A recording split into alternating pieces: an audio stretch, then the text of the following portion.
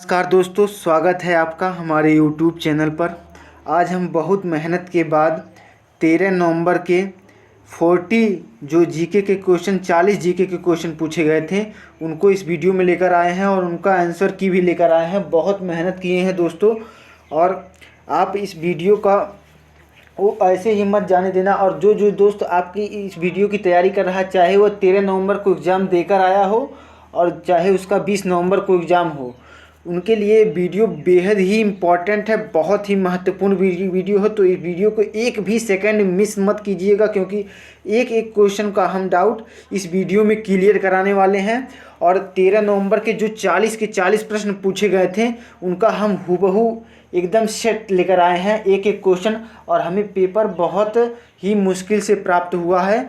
तो वीडियो की शुरुआत करते हैं बिना किसी देरी के। एक एक क्वेश्चन हम आंसर की जो बच्चे 13 तारीख को एग्ज़ाम में देकर आए हैं वो मिलाते जाइएगा, और जो जिनका 20 तारीख को एग्ज़ाम है वो एक पेज पर अपना लिख लीजिएगा कि कौन से क्वेश्चन पूछे गए हैं। उनके इर्द गिर्द ही क्वेश्चन पूछे जाएंगे और हम ऐसी ही आपको तैयारी कराएंगे। तो वीडियो की शुरुआत करते हैं बिना किसी देरी के। दोस्तों, पहला प्रश्न हमारा पूछा गया था कि अभिनव भारत नामक संस्था की स्थापना निम्नलिखित में से किसने की थी। तो अभिनव भारत नामक संस्था की स्थापना की थी विनायक दामोदर सावरकर ने। आपका राइट आंसर हो जाएगा सी के साथ, विनायक दामोदर सावरकर ने अभिनव भारत नामक संस्था की स्थापना की थी। नेक्स्ट क्वेश्चन देखते हैं दोस्तों। कह रहा कि पानीपत की द्वितीय लड़ाई, यानी कि पानीपत की द्वितीय लड़ाई जो 1556 में हुई थी, किसके बीच हुई थी? अकबर और हेमू के बीच, हिंदू राजा हेमू के बीच, अकबर वर्सेस हेमू के बीच पानीपत की द्वितीय लड़ाई हुई थी। तो अकबर और हेमू किस विकल्प में है? अकबर और हेमू हमारा इसमें है, अकबर और हेमू हमारा इस विकल्प में है। तो हमारा ऑप्शन हो जाएगा ऑप्शन सी सही है। पानीपत की दूसरी लड़ाई अकबर और हेमू के मध्य हुई थी, याद रखिएगा। और पानीपत की प्रथम लड़ाई की बात की जाए तो पानीपत की प्रथम लड़ाई 1526 में बाबर और इब्राहिम लोदी के मध्य हुई, जिसमें बाबर जीता और इब्राहिम लोदी हार गया, क्योंकि ऐसे ही पूछते हैं क्वेश्चन इर्द गिर्द। नेक्स्ट क्वेश्चन देखते हैं। कह रहा कि निम्नलिखित में से कौन सा पहला सैयद शासक था? तो सैयद शासक यानी कि सैयद वंश की स्थापना पूछा है, किसने की थी? तो सैयद वंश की स्थापना किया था खिज खां ने सैयद वंश की स्थापना की थी। नेक्स्ट क्वेश्चन देखते हैं। करा नर्तकी की मूर्ति यानी कि कांसा निम्नलिखित में से किस सभ्यता में पाई गई है? तो नर्तकी की जो मूर्ति है वो पाई गई है हमारी सिंधु घाटी सभ्यता में। सिंधु घाटी सभ्यता के मोहनजोदड़ो में नर्तकी की मूर्ति पाई गई है, याद रखिएगा। तो हमारा ऑप्शन चला जाएगा बी के साथ, बी हमारा राइट आंसर हो जाएगा। आप लोग उम्मीद करते हैं समझ में आ रहा होगा, और ये क्वेश्चन आपको बहुत ही लालायित करेगा। बहुत ही अच्छे क्वेश्चन पूछे गए हैं।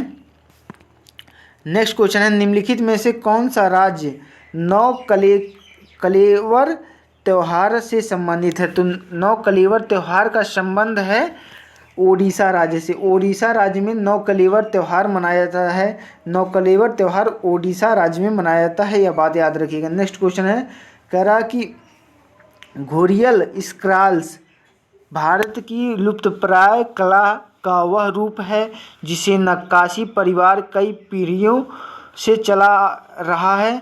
इस कला का संबंध आधुनिक समय में किस भारतीय राज्य से है?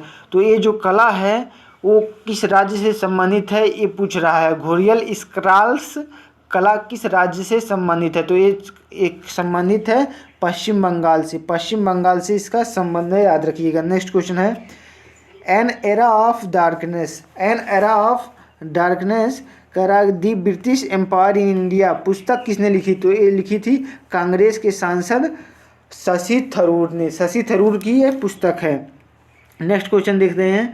करा कि बांग्लादेश के राष्ट्रगान अमार सोनार बांग्ला की रचना किसने की थी? तो अमार सोनार बांग्ला की रचना की थी रविन्द्रनाथ टैगोर ने, याद रखिएगा। हमने अपने क्वेश्चन में भी इसे करवाया था। नेक्स्ट क्वेश्चन देखते हैं। कह रहा डेथ वैली किस देश में स्थित है? तो डेथ वैली कहाँ है? डेथ वैली है संयुक्त राज्य अमेरिका में। संयुक्त राज्य अमेरिका में डेथ वैली स्थित है। नेक्स्ट क्वेश्चन है, निम्नलिखित में से किस तिथि पर उत्तरी गोलार्ध में ग्रीष्म अयनांत को देखा जाता है? तो उत्तरी गोलार्ध में ग्रीष्म अयनांत को देखा जाता है, वह तिथि कौन थी है? तो वह तिथि है 21 जून। नेक्स्ट क्वेश्चन है, निम्नलिखित में से किस ग्रह का घूर्णन अक्ष अत्यधिक झुका हुआ है? तो अरुण का घूर्णन अक्ष सर्वाधिक झुका हुआ। फ्रेंड्स, एक क्वेश्चन हमने बहुत ही सिलेक्टेड और इम्पॉर्टेंट, जो कि अब 13 नवंबर के एग्ज़ाम में पूछे गए हैं, उसी से लिए हैं। और वह यह पेपर हमें, क्वेश्चन पेपर बहुत ही मशक्क़त से हमें प्राप्त हुआ है, और आंसर की हमने एक एक क्वेश्चन पर पुष्टि कर ही आंसर बता रहा हूँ।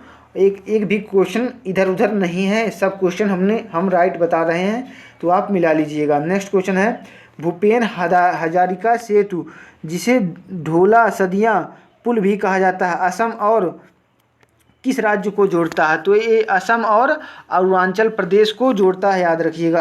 असम और अरुणाचल प्रदेश को भूपेन हजारिका सेतु जोड़ता है। नेक्स्ट क्वेश्चन है, दिहांग घाटी के बाद हिमालय दक्षिण की ओर बढ़ता है और भारत की पूर्वी सीमा बनती है, जिसे कहा जाता है, पूर्वी सीमा बनती है जिसे कहा जाता है पीर पंजाल कहा जाता है। नेक्स्ट क्वेश्चन है, भारत के दक्षिणी सिरे का नाम है? तो याद रखिएगा, भारत के दक्षिणी सिरे का नाम है इंदिरा पॉइंट भारत के दक्षिणी सिरे का नाम है, याद रखिएगा। नेक्स्ट क्वेश्चन है, गुड़ी पड़वा पर्व किस राज्य में मनाया जाता है? तो गुड़ी पड़वा पर्व मनाया जाता है आपके उत्तर प्रदेश में गुड़ी पड़वा पर्व उत्सव मनाया जाता है, याद रखिएगा। नेक्स्ट क्वेश्चन है, करा कि 2.5 दिन का झोपड़ा किस राज्य में है? तो 2.5 दिन का झोपड़ा का निर्माण किया था कुतुबुद्दीन ऐबक ने। यह है राजस्थान में 2.5 दिन का झोपड़ा स्थित है, याद रखिएगा। राजस्थान में स्थित है 2.5 दिन का झोपड़ा। नेक्स्ट क्वेश्चन है, कितने तरीकों से भारत की नागरिकता गंवाई जा सकती है? तो भारत की नागरिकता जो है वो 3 तरीकों से गंवाई जा सकती है। कहीं कहीं 2 भी देगा आपको, कहीं कहीं 4 भी देगा, लेकिन मुख्यतः इसका आंसर 3 होगा। नेक्स्ट क्वेश्चन है, भारत के राष्ट्रपति के पदेन अध्यक्ष, भारत का राष्ट्रपति किस का पदेन अध्यक्ष होता है? क्या लोकसभा का या राज्यसभा का? तो आप जानते हैं भारत का राष्ट्रपति जो होता है वो राज्यसभा का पदेन अध्यक्ष होता है। इसका सही जवाब होगा राज्यसभा। नेक्स्ट क्वेश्चन देखते हैं,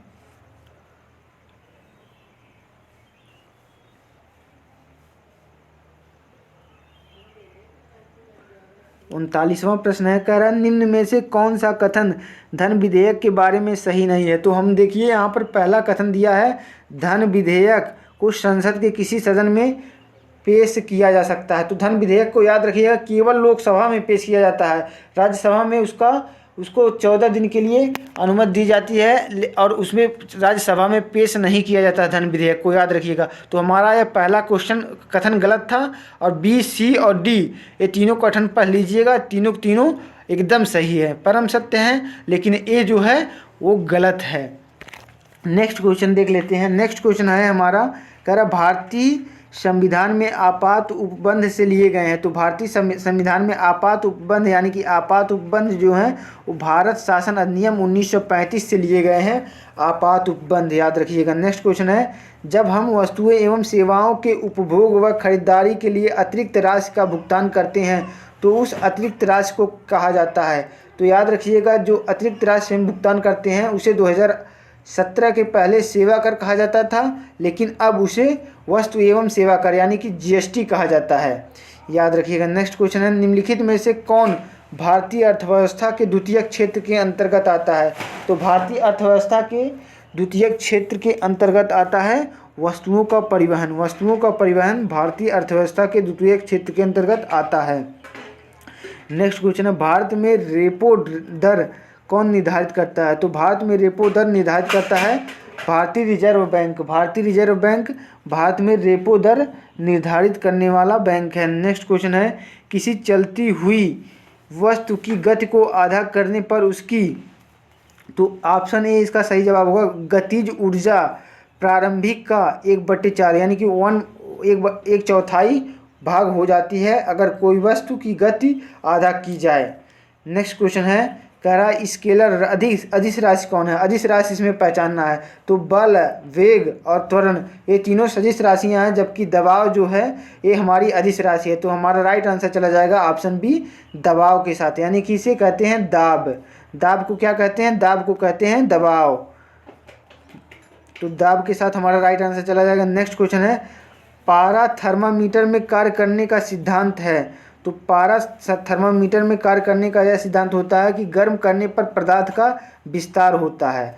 गर्म करने पर पदार्थ का विस्तार होता है, ये इसका राइट आंसर होगा। नेक्स्ट क्वेश्चन है, काइनेटिक्स किसका अध्ययन है?